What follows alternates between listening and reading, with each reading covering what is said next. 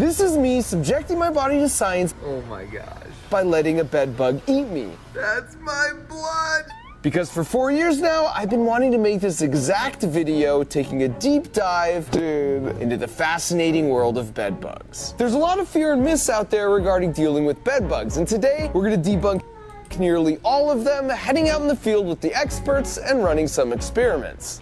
So if you could power through your squeamishness and spend the next few minutes here with me, I promise not only to blow your mind with some facts about bed bugs you definitely don't know, but I'll make you a bed bugs expert, knowing exactly what they look like, how not to get them, but most importantly, what to do if you do get them. Because the punchline is, it's actually not that hard to get rid of them, as long as you ignore all the bad advice out there and follow the surprisingly simple steps I'll demonstrate in this video. So let's get right to it and head across the country all the way to Rutgers University to visit their urban entomology lab, which basically means bugs you don't want in your house, to meet with Dr. Wong, the world's foremost bedbug expert. And the main reason for visiting his lab was to run a bunch of experiments to test all the things you read online that people swear will get rid of bedbugs. But before we got to that, I wanted to meet some of the little guys myself. We have thousands of bedbugs here. It's an incubator, probably more than 20,000. Oh my gosh. This is like the Fort Knox of bedbugs.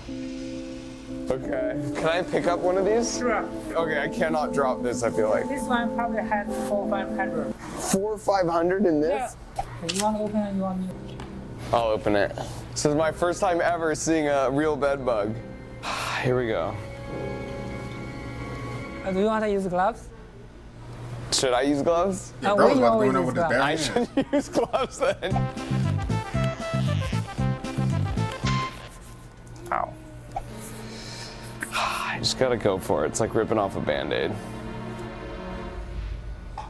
Oh, gross. Wow. Oh man, there's so many of them. So this is what bed bugs look like. I just never knew. All right, so let me just cover some bed bug basics. It takes a few months for them to mature from egg all the way to full-grown male and female. And in those few months, they pass through these 5 stages of growth. You can see the relative size here compared to a credit card. And as humans, we have 5 senses, but their superhuman antenna give them 2 extra senses, allowing them to detect both body heat and carbon dioxide being breathed out by a potential host. Then once they get close, they use their sense of smell also on their antenna to lock down the exact final position of the person. Which is all to say, if you exhale your smelly warm breath on them, they get real excited. That is crazy. They're so stoked right now to eat. Sorry, guys. Their lifespan is anywhere from 3 months to a year, and ideally they like to feed about them niggas once a die week. quick. But there's this unsettling fact. Without feeding, they can live 3 to 6 months. What? Because they just don't move very much? Plus, the blood is highly nutritious material, so they can stay in the resting stage for 3 to 6 months. And the professor says 3 to 6 months here, but for my first of 5 super wild bedbug facts, if their environment is relatively cold, they can survive up to 300 days without eating anything. They're really flat. Because they are hungry. So when they're hungry and they haven't fed, they're gonna be more flat. Right. I'd love to get a shot of it going from flat and brown to... Oh, if you want to do that, you put it on the arm. You can see. Which meant I had a decision to make. Okay, I'll do it. For science, we're gonna make a brown bedbug red. So average feeding time is about 5 to 10 minutes. I feel like I'm at the Red Cross That's a here. long Let's do time. this. Oh my gosh. Oh. No, it's start feeding. It's already feeding? Yeah, this is feeding. So right now I feel nothing. So you're not very reacting to the bites. The butt's sticking up in the air now. Yes. Wow, yeah, it's getting bigger. And there's just something about seeing another organism steal your blood that sharpens the focus and leads one to start pondering some questions that probably should have been pre-pondered. And they don't carry diseases, right? I should have asked this They don't. 10 minutes ago. And this is my second super wild bedbug fact. They don't actually carry or transmit any diseases, which sort of serves as an evolutionary advantage in the world of coexisting with humans because the government doesn't really support research to eradicate them since they don't really pose a widespread health threat. When it's done, will it start running real quick? It will run slowly because it's bigger, fatter. They're easily crawling the walls of this dish, by the way. Right. So we tend to put a talcum powder in the interior walls so they cannot escape. I think we have some talcum powder. You think? That Nah, if you got is the bed bugs, but what? They on whole house. concerned about. Them niggas Oh everywhere. gosh, he's moving. Moving. Okay, finish. What do I do now? 9 minutes. Finished. Don't worry. I'll put it in the dish. So 9 minutes. Normally after I give blood, I get juice and cookies. And when we put my new blood buddy next to an unfed bed bug, gross. The difference was astounding, which made me really curious what it would look like under the microscope that was just sitting there begging to be used. Oh my gosh. Wow. Those are my red blood cells. Oh, are those bubbles even? No way. Life is amazing. I don't think I reacted, right? That's good. So you're not as reactive as me. So I could put even more on my arm then. You can try. I'm taking one in the name of science, and we're gonna load up 10 bed bugs on my arm. That's 1, 2. We've also put some DEET, which they 3. don't like, to kind of make a barrier so they stay in the middle. Yeah. This is like Thanksgiving. There's one down 5. there. Can you get that one, 6, please? 7, Oh, I can feel them bite. Like if I don't look. 9, 10, Okay. 11. I said 10, Professor. 1 bonus.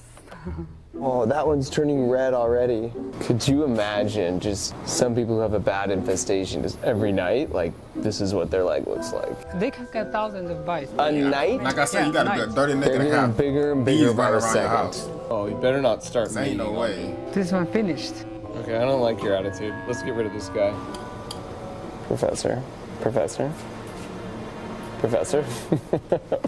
As they finish, I vote them off the island. I don't want him crawling up my arm. He's full, and you're off the island. Oh, and you're off the island. And he's done. Peace. Down to 2. This is like a Mr. Beast challenge. Last to leave the arm wins a gallon of rabbit blood. Oh, we have a winner! I think it's dead. Oh, there he goes. 11 bed bugs that just spent some quality time with me versus 11 unfed bed bugs of similar ages. All right, so they're all done feeding. Stop There was them 11 niggas out, I total. ain't It took gonna lie. about 10 minutes, but I would have no idea they just made a meal out of me. Like, I felt a tiny prick on one of the 11, but other than that, like, it's a tricky little parasite. And I'm not alone. Half of all people have no reaction to a bed bug bite, whereas the other 50% of the population will have some kind of reaction to their saliva that will look something like this in the morning. So having survived the bloodletting, it was time to run our experiments and head into the vault sealed by the huge wooden door. All right, so we're here in the bed bug test chamber, and we've set up a bunch of tests in here. So for example, in these 2, we have these I ain't lie to dishes. you, I'm madly Basically, they can disgusted climb right up now, the I ain't wall, gonna lie. then they get stuck in this trough. It's too slippery to climb out. Inside each of these troughs, there's a little vial of this good smelling stuff that to the bed bugs smells like a human. So they're gonna go to either one of these. So this one in this corner is a control. Whereas in this corner, we have an ultrasonic pest repeller. So we wanna see if this actually does anything or not. So at the end of 24 hours, we'll come back, we'll count the number of bed bugs in this dish versus this one. There's way more in the control, and this is actually doing something. But if there's the same number of each, then this is nothing more than a gimmick to steal your money. In addition to testing the ultrasonic bedbug repeller, we used an identical test setup to investigate some of the other supposed remedies to bedbugs commonly found online, including dryer sheets, mothballs, baking soda, and essential oils. I ain't lie to you, I don't And know just none for of the these sake of 'cause my I never had to curiosity, deal with we that, also so. placed this vertical post in a dish. I never For my heard of super this. wild bedbug fact number 3 out of 5, the professor told me that bedbugs are attracted to vertical objects because if you think about it, humans generally sleep What's up, at Big the Dad? highest elevation in any given room. So their logic is Ow. Call grandma for me right now. Okay. What you need her for? Know your business. Yeah. Hey, Ma. I'm gonna call you. No, I'm talking about, Lele wants you. What? Grandma, What? my nose. It happened again. What she left my phone? just crawl up any vertical object you see until you eventually find a warm-blooded meal at the top. So this is to mimic a bedpost, and we do have an attractant in both trays. The hypothesis is that there will actually be more bed bugs in this tray because you have that vertical post. And if that turns out to be true, that's pretty wild. And in addition to those 6 tests, we set up some residual effects tests where we treated a surface with each of these 3 products you could buy at the local hardware store, specifically marketed to kill bed bugs. And then finally, we tested this fog spray, also specifically designed for killing bed bugs. Godspeed, little dog. And then we set it off, leaving 3 dishes of exposed bed bugs at different spots in the same room. And so as a final step, we placed the bed bugs at the center of each of the 6 trays in the bed bug vault, and we were underway. The experiment's all set up. We're gonna close the wooden vault, do a final bed bug check, let her run. And now that the experiments were running, Professor Wong invited us to join him on a research visit to an apartment building nearby that had been receiving frequent reports of bed bugs. So him and his team were going out to collect some samples and to try out some new treatment approaches. And after entering the apartment, it didn't take long to find our first culprit, the bed bug here, which the professor told me was dead. Dead, yeah. When in fact, he was just a good faker.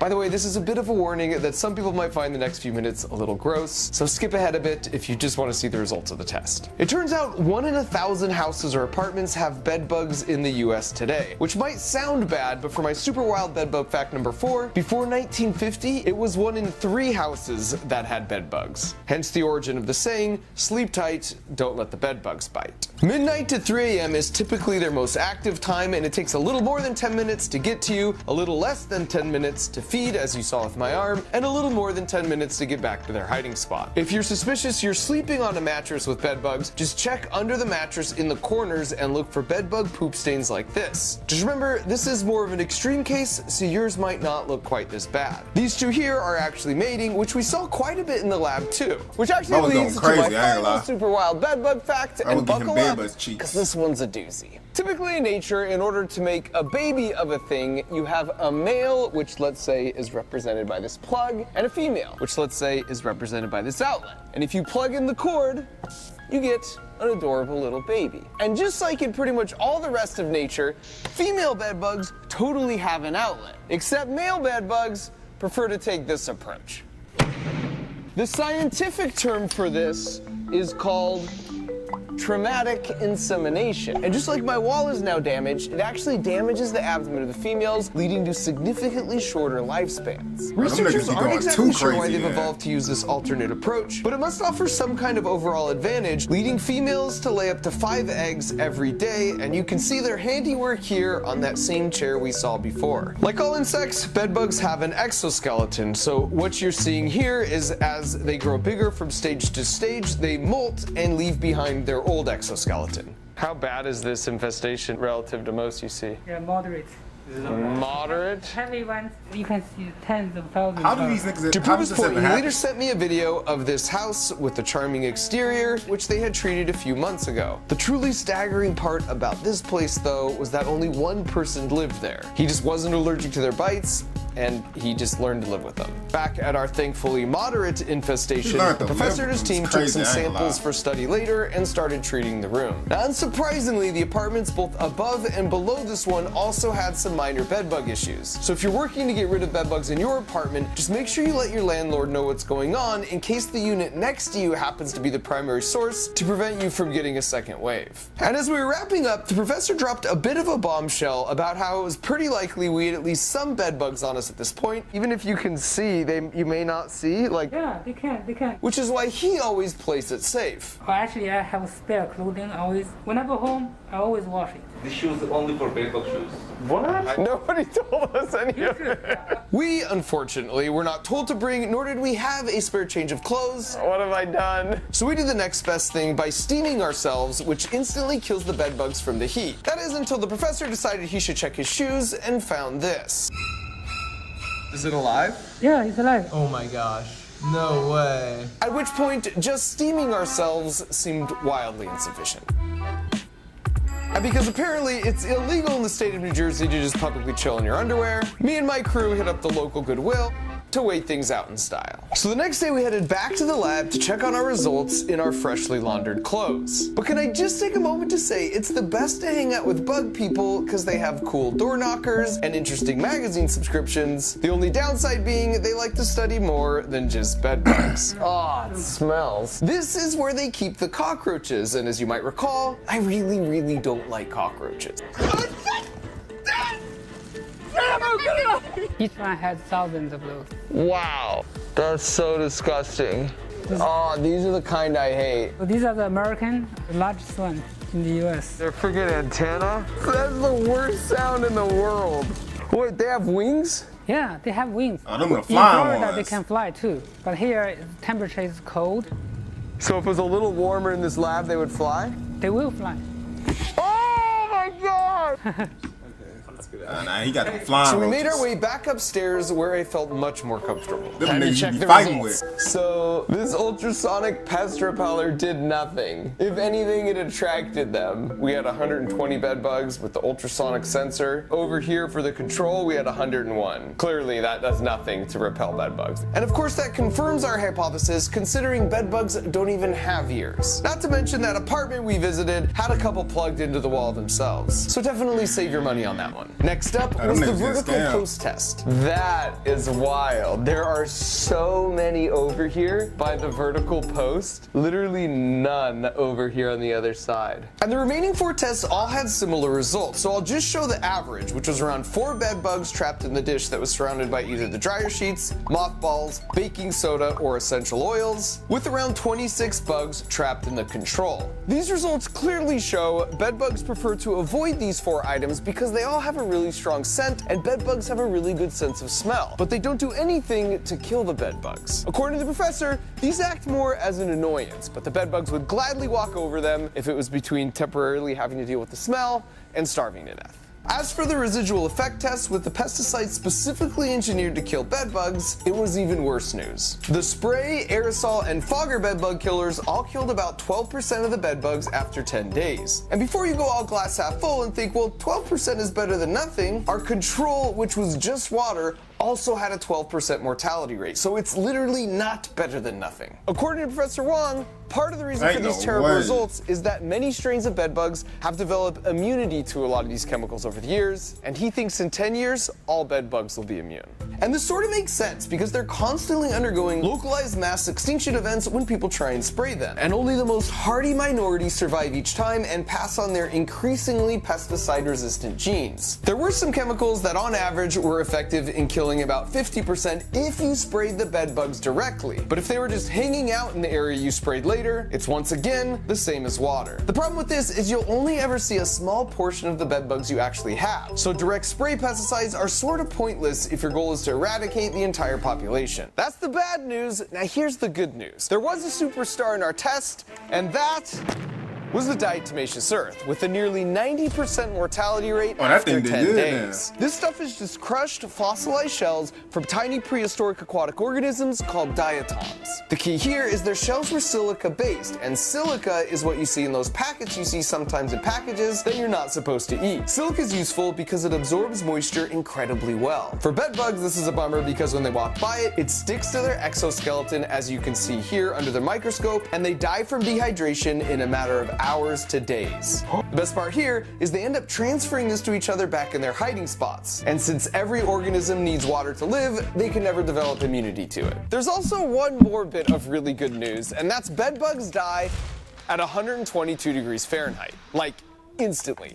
This is also 100% effective, and there's no way to build immunity to it. And a really easy way to get a bed bug to 120 degrees, as we demonstrated earlier, is with a clothes dryer or a steamer, or if you want the nuclear option, you can work with professionals to heat your entire house to that temperature. Now that we have a better sense of what does and doesn't work, let's talk about what to do if you actually get bed bugs. And the first thing to point out is the best way to get rid of them is to not get them in the first place. Travel, but then you got back and bought that couch on Craigslist for a smoking deal, and now you got bed bugs in your home. In Professor Wong's experience, you don't actually need to spend $4,000 hiring an exterminator, as long as you know there's 3 steps for defense and 3 for offense. First up, for defense, you put your bed in a bag. You can buy these mattress and box spring encasements off Amazon that once you zip them around your bed, basically seal in any bed bugs currently living inside. Just remember, they can live up to 300 days, so you can't take it off for a year. And they not only trap in any current bed bugs, but they also remove all the mattress hems and clever hiding spots they love to use. Number 2, your clothes dryer. Wash and dry your clothes and sheets at least once a week. More often doesn't hurt. Importantly, you want to wash them in hot water and dry them on the highest highest heat setting because it's impossible for them to survive this. Number 3, simplify and declutter. Simplify the room to take away any hiding spots by putting clutter into plastic bags or totes. They aren't interested in clean clothes, but dirty clothes smell nice to them, so it's good to also store those in a plastic bag or tote until you're ready to wash them. Also, move your bed away from the wall so the only way they can get on the bed is by climbing up the legs. So that's the 3 steps for defense. Now for the offense. Number 1, vacuum. Make sure you vacuum the bedroom floor and the bed area once a week. Just be sure to empty anything you've collected into a bag and into the trash. At number 2, we've got diatomaceous earth, which, as you recall, was the superstar from our tests. You should definitely apply this around the bed, but it's especially useful in penetrating the cracks and crevices close to the bed, including around and behind power outlets. The key is applying just a light dusting like this. If you leave it in clumps, it will actually backfire and not be as effective because they'll just navigate around it. And finally, at number 3, we've got steam.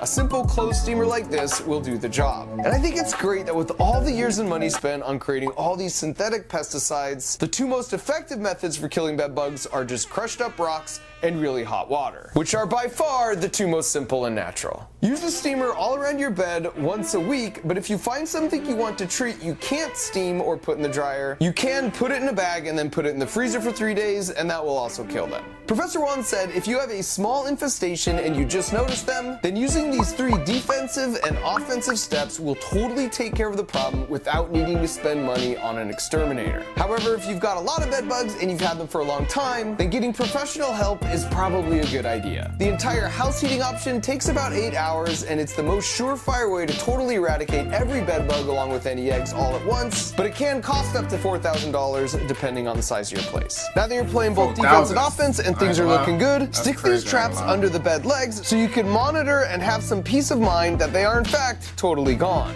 Alright, that's it. You're a bed bug expert now. I'm hopeful that at least some of you will have a renewed appreciation for the fascinating natural world around us, and everyone else can just congratulate yourself on making it to the end while soaking in a bathtub of Listerine.